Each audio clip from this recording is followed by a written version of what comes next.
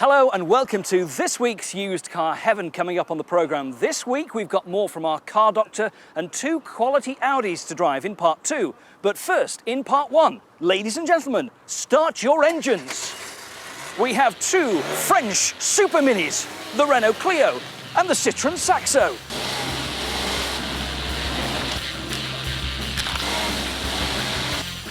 Easy, what are these two like already? Now, when either of these cars were new, they cost around £8,000, but now you could pick one up for about £4,000. I can see there's going to be trouble between these two.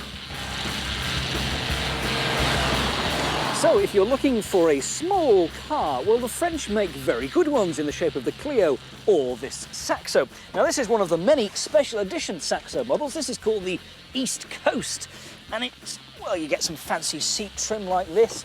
And as for rear space for passengers, well, as you can see, it's cosy back here. 3 adults would be extremely cosy indeed, but it's not bad for such a small car. What about, all right, in a minute we'll be coming to you. Yes, what about boot space in this thing? Well, again, surprisingly roomy for such a small car. The seats fold forward to give you that extra versatility. That is the Saxo. Yes, fine.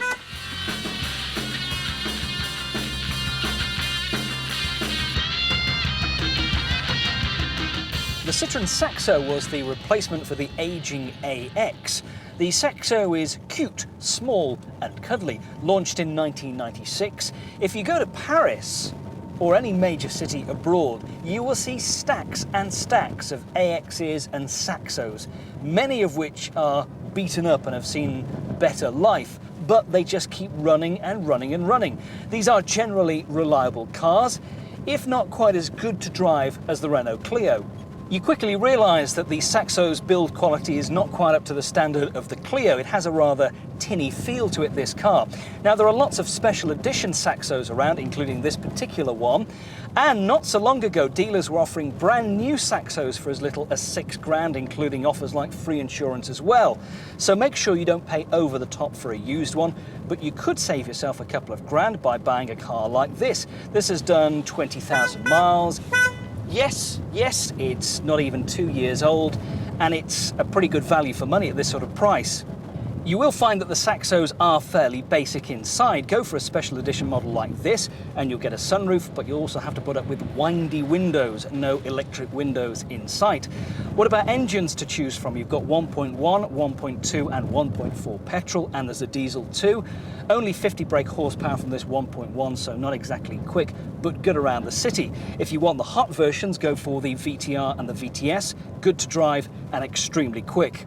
What about fuel economy on these cars? Well, even the petrol versions like this 1.1 will still get you early 40s to the gallon around town, which is not bad. And of course, if you're looking for a cheaper Saxo than this car, well, the cheapest that we've seen is for an early P-Reg car for less than £2,000. Citroen's snazzy Saxo has been a huge hit with the car buyers of Britain. Great deals when new now means that 2- and 3-year-old cars with low mileages are cheap. And the Saxo in general is less expensive than the Clio, its big rival.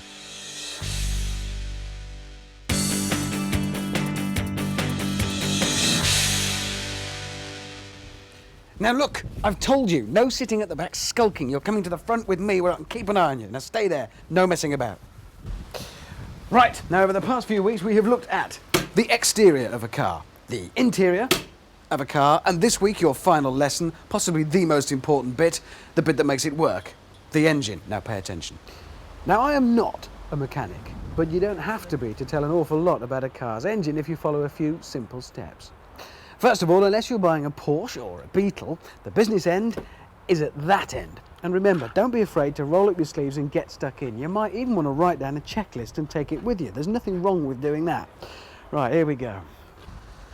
Start off nice and simple. If, as the bonnet opened, it reveals oil caked over every surface, then the odds are the engine has been vomiting the stuff like a rugby player on his 26th pint at the Curry Festival. This is a bad thing and means you want to be asking questions straight away. Once we pass that hurdle, it's time to start tinkering. We're going for the dipstick. It's a simple enough process. Pull dipstick out, wipe with handy bit of tissue or rag, replace it in the little hole, dip it, and have a look at what we've got. Now, if there's a low level, if it's not between the two marks, then that indicates there's not enough oil, which means it could have bad wear inside the engine. It's a sign of neglect. But even if there's enough, look at the actual oil. If it's really thick and black and yucky and full of bits, then that means that's very old oil and hasn't been changed in a long time. Again, a sign of neglect, could mean a badly worn engine, and you want to be worried. If it's looking nice and clean and healthy and recent, doesn't necessarily mean it's perfect. It could just have been put in, but it is a good sign.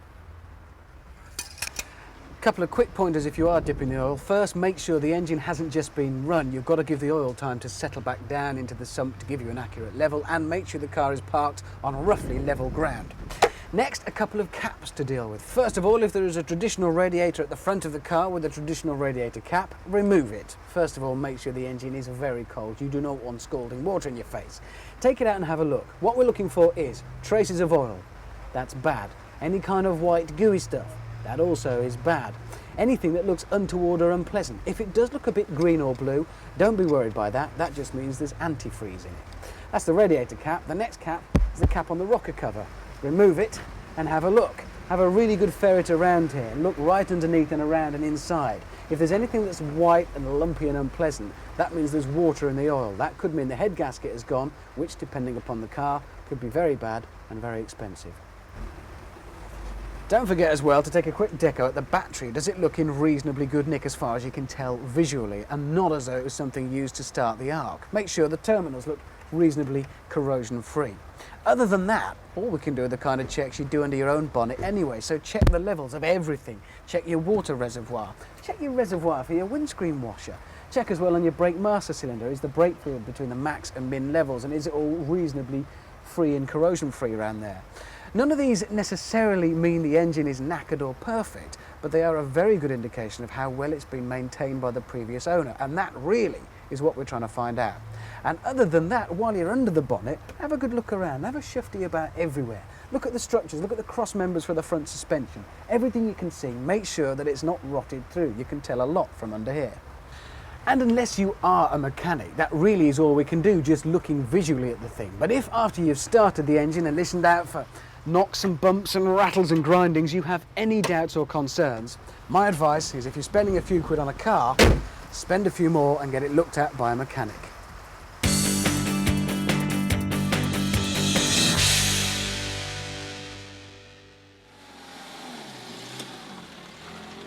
I don't know, the Saxo trying to steal the limelight now. It's the turn of the Clio now. I've always liked the Clio, and inside it has a stylish, smart, friendly interior. It's about the same in length as the Saxo, but it's wider, and that means more space in the back. The phrase "a couple of extra inches makes all the difference" certainly applies in the back of the Clio, because that extra width does count. It's a far more comfortable place to be, and there's more legroom too. Plus you get the advantage of three three-point seat belts, which is very good for safety. But one area where the Clio doesn't win out is in boot space, because that there isn't as good or as much space as you get on the Saxo. Speaking of which, the Saxo's back again, sounding rather feisty and looking for a bit of a race, and very aggressive actually. Hang on a minute, I'm supposed to be driving that! Stop! Wait for me!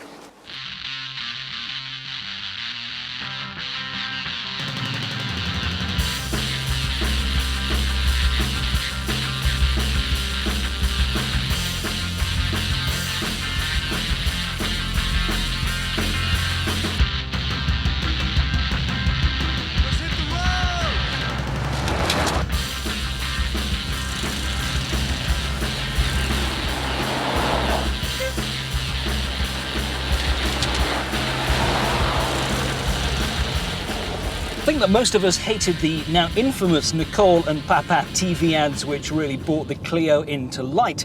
But we bought the Clio in droves, both across the UK and of course across Europe, where small cars are very, very popular.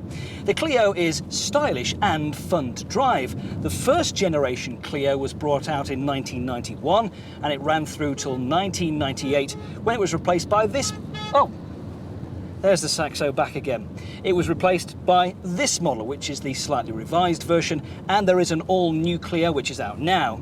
So what about engines in the Clio range? Well, lots to choose from. Petrol-wise, you've got the choice of a 1.1, a 1.2 or a 1.4. Ideal as runabout cars, but if you want more power, if you're doing motorway journeys, go for the 1.6 or the 1.8, giving out somewhere about 95 brake horsepower. If you want the ultimate Clio, well, there is only one, and it's the Williams Clio. 150 brake horsepower, uprated suspension, very, very sporty and very, very quick, and few and far between on the roads, but holding their value quite well.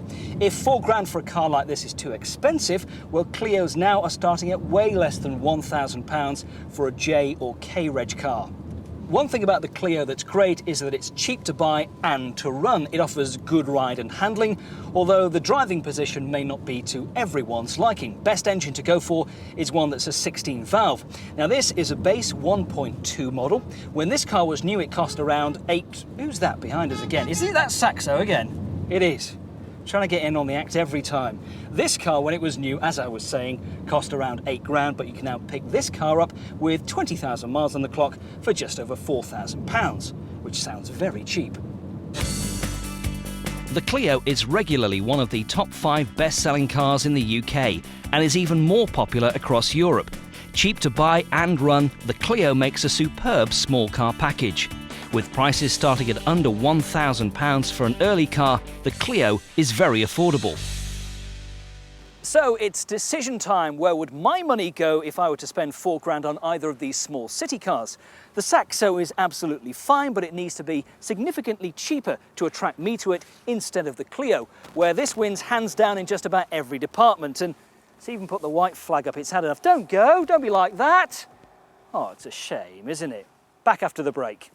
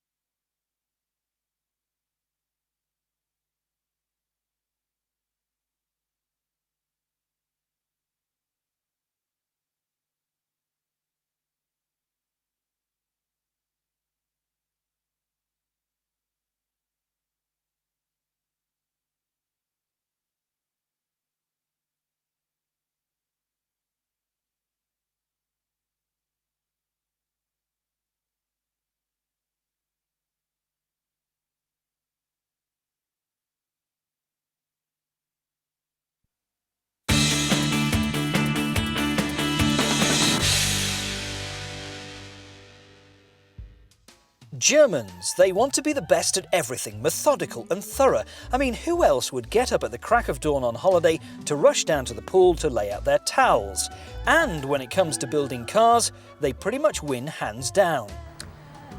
I was just having a moment there. I've been having rather too many of those recently. Anyway, never mind. Welcome back to part 2 of Used Car Heaven. And coming up in this part of the programme, we're driving 2 Audis, an A3 and an A6 Avant. Yeah, you know, the manufacturer with the rings, Audi, Vorsprung der Technik and all that. Never understood what it means, something about technology and advancement, but anyway, they make very good cars.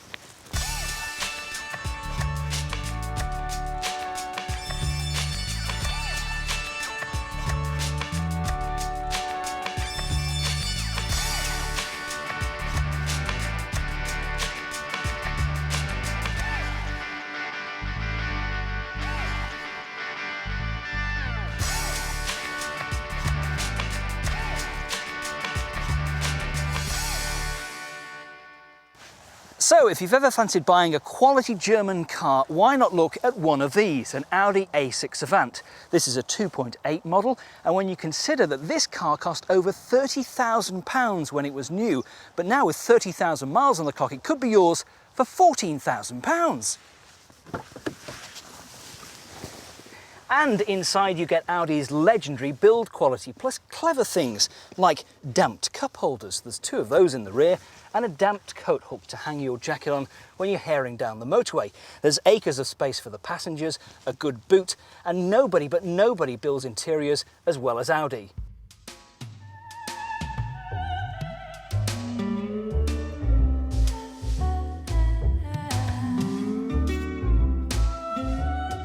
This 2.8 A6 produces 193 brake horsepower. It feels very smooth and responsive.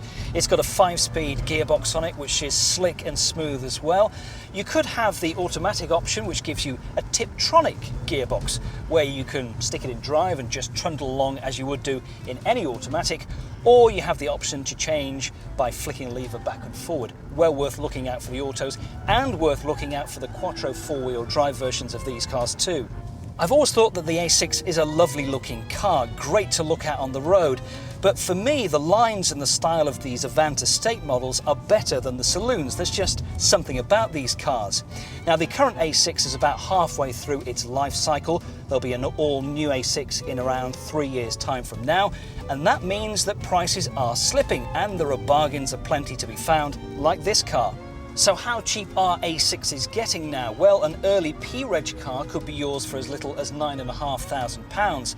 Main Audi dealers will have probably the nicest cars and also the newest cars. The older A6s are probably best found at a specialist. Great choice of engines to choose from, starting off with the 1.8 turbo producing 150 brake horsepower.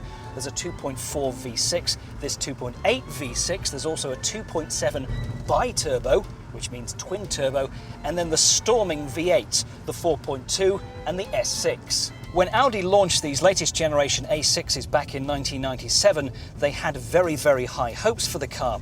Here was something they wanted to take on head-to-head with the BMW 5 Series, long seen as the benchmark executive saloon and estate. In truth, it never quite hit the mark. Don't get me wrong, this is not a bad car by any means, but you'd notice the difference between, say, the A6 and the 5 Series blasting down your favourite country lane. This is not quite as sharp or as agile. It's more ideal as a relaxed motorway cruiser. Audi probably build a car better than any other manufacturer in the world, and the A6 is testament to that. A quality finish that doesn't wear over the years means that used A6s are great value. The Avant may not be as big as rivals from Mercedes and BMW, but do you really need that extra space? Coming next, we'll be testing the A3 from Audi, but first more from our car doctor, Simon Hughes.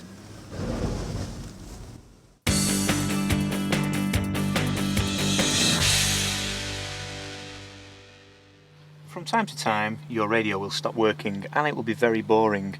What happens is if the battery gets disconnected or you flatten the battery for any reason, they lose their code. And the code is in so that if the radio gets stolen, then a thief can't automatically just turn it on when they connect it up. Now then, you might not be aware of your radio code, so instead of having to put up with a horrible trip from Blackpool to Birmingham on a wet Sunday morning without any tunes, I suggest you find your radio code, and it'll either be in your glove box, or if you haven't got it because it's a second-hand car, you can quite simply nip down to your main dealers with some identification and the logbook, and they'll quite happily give it you from the parts department.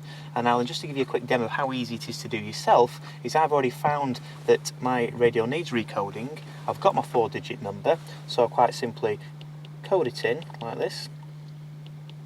And I hope no one's watching at home. 7283, and then I press the last digit and it should just burst into life, and there we are. So it's a 2-minute fix, but it can be a nightmare if you don't already know your number.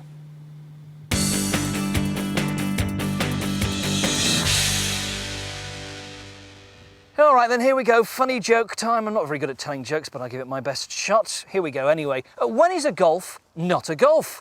When it's an Audi A3. Ba-bum. Think the A6 is too big for you? Well, go for the smaller Audi in the range, the A3. And it is based on the Golf. It shares all the same running gear as the Golf, but wears the more prestigious Audi badge, so it must be good, mustn't it? Now, when this car was new, it cost £21,000, but now with a slightly above average mileage of 40,000, this could be yours for 13 grand. Not bad, really. And do you know what? Yes, it's got one of those lovely diesel engines too.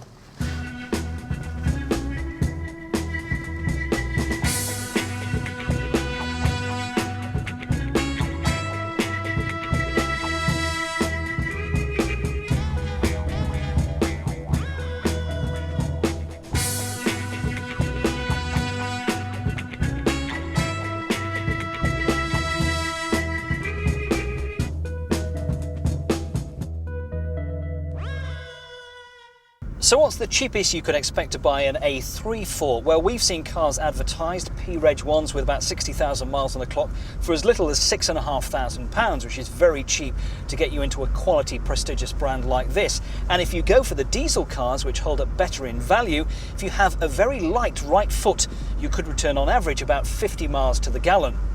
Now, I'm no fan of diesel units, but you can't help but be impressed by the quality of the diesel engines that Audi and VW produce and put into cars like this A3. This is a 1.9 turbo diesel producing 110 brake horsepower. It feels quick, it feels responsive. You get that clattery diesel noise at tick over, as you do with most of them, but once you get moving on the motorway, it's very quiet and very refined. Like all Audis, the A3 is front-wheel drive unless you go for one of the Quattro four-wheel drive models, but the chassis is so good on these cars that you'll rarely notice that unless you push it very, very hard. Some of the A3s can be a bit basic, so worth going for an SE spec car where you'll get things like climate control, a sunroof and a decent stereo system.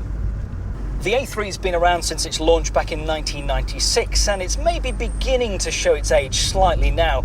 It's had one slight facelift, and there'll be an all-new A3 out in about 2 years' time. But in the meantime, these cars are still holding their value well. Residual values are holding up. One thing you do get with the A3 is great reliability. Very little will go wrong on this car as long as it's got a full main dealer service history, so look out for a car like that. Lots of different engines to choose from in the range, starting with the base 1.6. There's a 1.8, a 1.8 turbo, 180 brake horsepower, this 1.9 turbo diesel, or if you want the hot version, you can go for the 210 brake horsepower S3, which is one storming car. Essentially a Golf with an Audi badge on, the A3 is a popular used buy. Strong residuals and image all help. Pick one of the fabulous diesels like the 1.9 TDI Sport that we had, and you'll be visiting the petrol station a lot less. Very reliable, make sure it has a full main dealer service history. An S-Reg A6 Avant for £14,000 is an awful lot of car for the money, as is this A3 TDI, even though it sounds like a clattery old diesel, for £13,000, a significant saving on the price when it was new. That's it for this week's Used Car Heaven. See you again next week.